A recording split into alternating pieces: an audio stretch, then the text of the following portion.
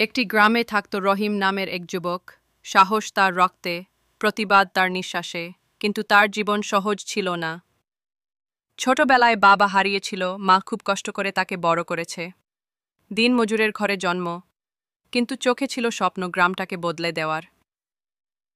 একদিন সে দেখতে পেল গ্রামের কিছু প্রভাবশালী লোক গরিব কৃষকদের থেকে জোর করে চাঁদা নিচ্ছে।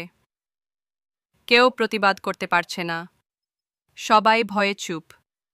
রহিম ভেঙে পড়েনি।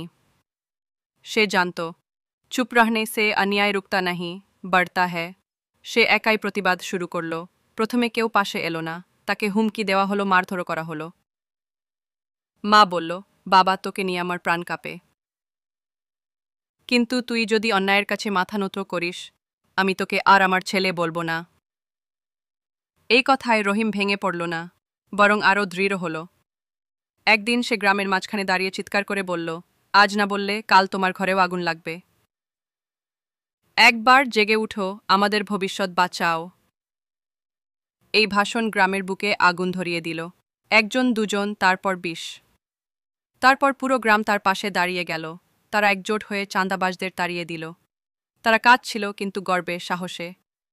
রহিমকে তারা বলল, তুই শুধু এক প্রতিবাদ করিসনি, তুই আমাদের হৃদয় জাগিয়ে তুলেছিস।